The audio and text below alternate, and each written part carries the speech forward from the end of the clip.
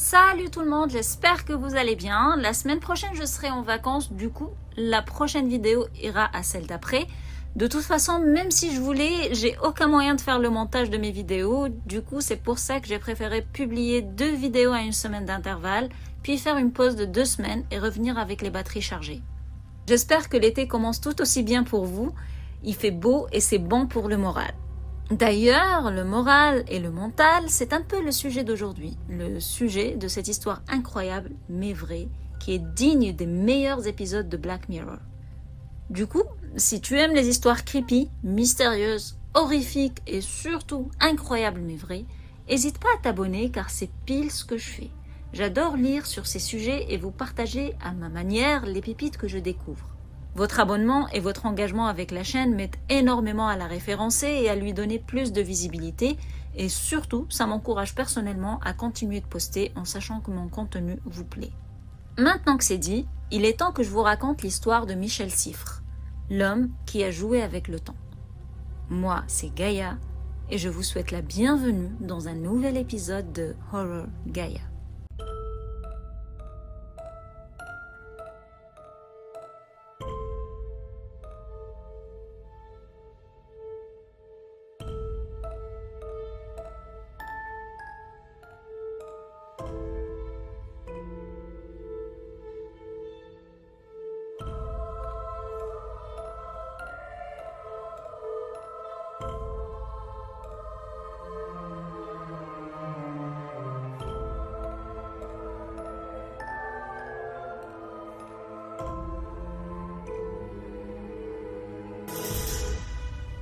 Michel Cifre est un géologue, spéléologue et explorateur de la psyché humaine.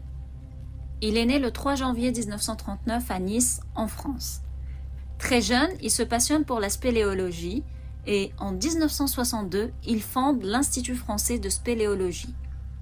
Durant cette même année, en 1962 donc, il a tenté sa première expérience d'isolement dans un gouffre dans les Alpes avec comme objectif d'analyser la manière dont l'horloge interne du corps humain agit sur l'organisme en dehors des cycles jour-nuit, donc en dehors des cycles circadiens. Après une descente de 100 mètres sous terre qui a duré 3 heures, il s'est installé au fond du gouffre de Scarasson sans aucun repère temporel. Et pendant 2 mois, Cifre est resté dans cette grotte extrêmement humide et froide. Il communiquait avec son équipe en surface, par téléphone et de manière unilatérale. C'est-à-dire que lui seul parlait. Il émettait, mais ne recevait jamais. Il donnait des infos sur ses cycles de sommeil, ses paramètres physiologiques et ses perceptions. Mais très vite, la monotonie et le froid ont eu raison de lui et il est remonté à la surface le 20 août en pensant être le 14 septembre. Il s'est rendu compte a posteriori que certaines de ses siestes, qui pensaient être des siestes, étaient en fait de véritables nuits de sommeil, ce qui a causé le décalage dans le décompte de jours. C'est pour ça qu'il pensait être le 14 septembre alors qu'il était juste le 20 août. En fait, ce qui s'est passé, c'est que ses cycles circadiens se décalaient chaque jour de 30 minutes, ce qui faisait que son horloge biologique prenait 24h30 pour faire un tour complet. Cifre commençait sa journée vers 19h et se couchait en fin de matinée. En 1964, Cifre envoie son ami Antoine Seigny dans une grotte pendant 122 jours et découvre pour la première fois la possibilité des cycles de 48 heures. Sauf que ce n'était pas suffisant pour lui. Il voulait pousser encore plus loin, encore plus longtemps et plus radicalement. Cifre voulait tester l'horloge interne humaine dans un isolement sensoriel total, sans lumière, sans montre, sans contact humain réel et surtout sans aucun repère temporel. Il voulait tenter de comprendre le temps lui-même. Et c'est comme ça qu'en 1972, financé par la NASA, Cifre s'isole pendant 205 jours dans la Midnight Cave au Texas. Il était à plus de 135 mètres sous la surface. La température y était maintenu à 21 degrés Celsius pour que les variations de température n'altèrent pas son jugement. Et des électrodes ont été posées sur sa poitrine pour le monitorer. Son campement était rudimentaire. Il avait un sac de couchage, des sandwichs déshydratés au poulet et aux œufs au bacon, un carnet de notes une lampe frontale qu'il n'utilisait que pour les tâches essentielles, car la lumière continue serait un repère temporel justement, et un téléphone relié à la surface pour transmettre ses activités, son réveil, ses repas, son sommeil. Il transmettait tout à son équipe scientifique. Comme pour son expérience de 62, cette ligne téléphonique était unidirectionnelle. Il émettait mais ne recevait rien. Il ne savait même pas s'il y avait quelqu'un qui l'écoutait encore de l'autre côté. Dans cette grotte, Siffer s'allongeait et écoutait le silence absolu. Le noir autour de lui était compact et étouffant. Un noir qui ne se dissipe jamais. Même avec les yeux grands ouverts, il lui était impossible de percevoir quoi que ce soit. Les premiers jours, Sifr a tenté de garder un semblant de routine. Il mangeait lorsqu'il avait faim, il dormait quand il se sentait fatigué, mais très vite, le temps a commencé à se distordre. Les minutes s'étiraient, les heures se repliaient sur elles-mêmes, et les jours n'avaient plus de frontières. Selon lui, il avait l'impression d'être en train de flotter dans un liquide sans rive. Son rythme veille-sommeil a explosé, et l'équipe en surface a noté que Sifr restait éveillé 36 à 40 heures et dormait 12 à 14 heures. Ses journées s'étiraient à 54 heures, et pourtant, il croyait vivre des journées normales de 24 heures. Donc, alors qu'il percevait avoir passé 24 heures, en réalité, près du double du temps, voire plus, s'écoulait. Son cerveau avait en fait créé un nouveau cycle circadien, indépendant du soleil. Puis, l'isolement a commencé à lui ranger l'esprit. Pour ne pas sombrer dans la folie à cause du silence, il parlait à haute voix, s'inventait des dialogues et s'était même lié d'amitié avec une araignée. Oui, une araignée, parce que pour lui, ça lui suffisait qu'elle était vivante. Il avait besoin de quelque chose qui bouge, quelque chose d'autre que lui. Sifr s'est ensuite mis à halluciner. Il voyait des ombres humaines et des silhouettes bouger dans l'obscurité de sa cave. Il entendait des bruits autour de lui, des pas, des voix, même des murmures. Son cerveau, affamé de stimuli, en fabriquait de toutes pièces. À cause de ces ombres et de ces bruits, Sifr est devenu de plus en plus angoissé. Son angoisse a atteint des niveaux tels qu'elle s'était transformée en paranoïa. Il était convaincu que quelqu'un avait pénétré dans la cave, que quelqu'un l'observait caché dans la noirceur. Son sommeil était devenu agité et haché. Il faisait des cauchemars horribles et se réveillait trempé de sueur. Le pire, c'est que, parfois, quand il se réveillait, il perdait tous ses souvenirs des dernières heures. Même les problèmes simples étaient devenus impossibles à résoudre pour lui. Et ça, c'était le prélude de ce qu'il attendait. Car, au fil des semaines, sa mémoire s'est détériorée. Il commençait souvent une phrase, mais sans être capable de la terminer. Il oubliait carrément ce qu'il voulait dire et il perdait ses mots. Dans son carnet, on pouvait lire « J'ai oublié mon propre âge. Je ne sais plus quelle année on est. » Vous l'aurez compris, il a carrément oublié pourquoi il se trouvait dans cette cave. Il a oublié qu'il était en train de faire une expérience. Il n'arrêtait plus d'écrire en boucle des phrases absurdes et relisait ses notes sans les reconnaître.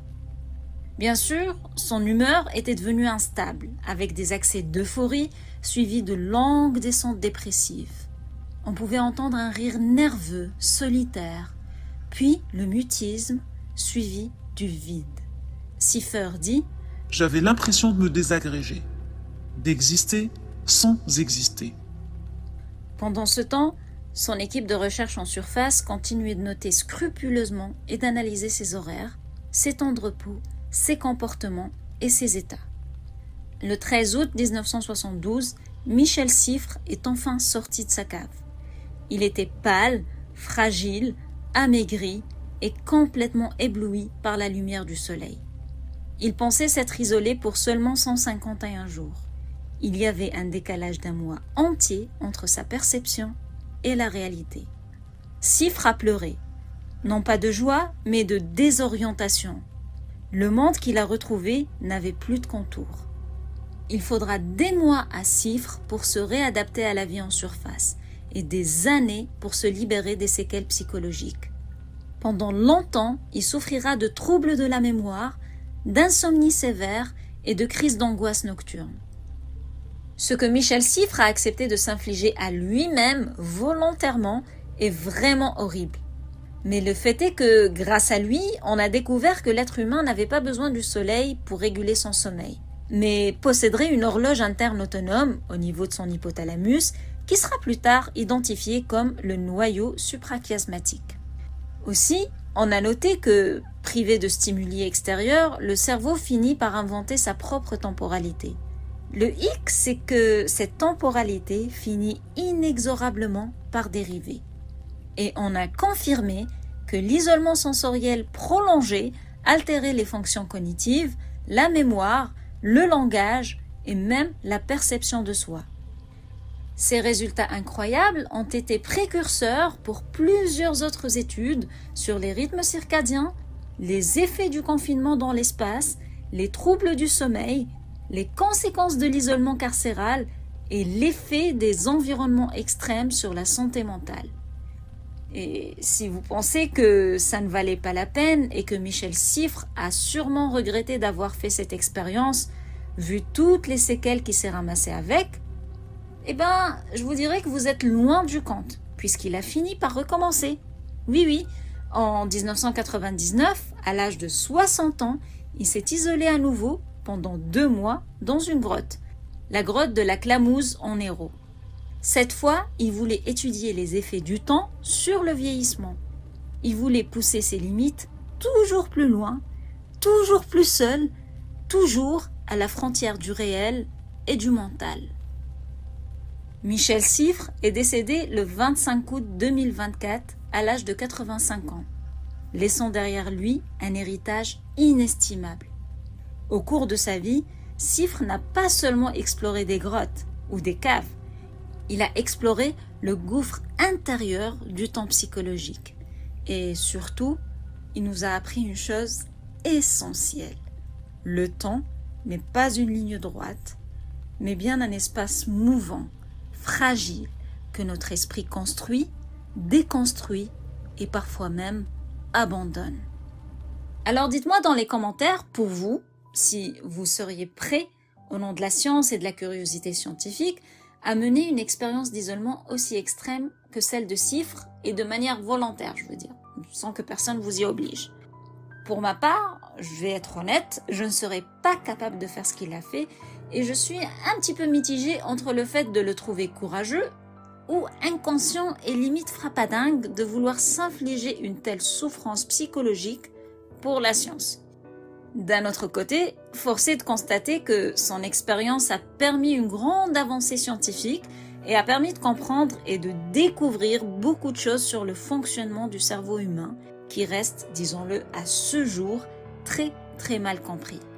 Et du coup, toujours dans mon initiative de vous connaître un petit peu plus et surtout de savoir qui regarde mes vidéos en entier, du coup, dites-moi, si vous êtes resté jusque-là, quel est votre plat préféré ? Moi, j'en ai plein, mais si j'en ai un à choisir, je dirais les lasagnes. J'adore les lasagnes. Donc, dites-moi dans les commentaires, vous, c'est quoi votre plat préféré? Si vous ne choisissez qu'un seul, ce serait lequel? Donc voilà, j'espère que cette vidéo aux frontières du réel vous a plu.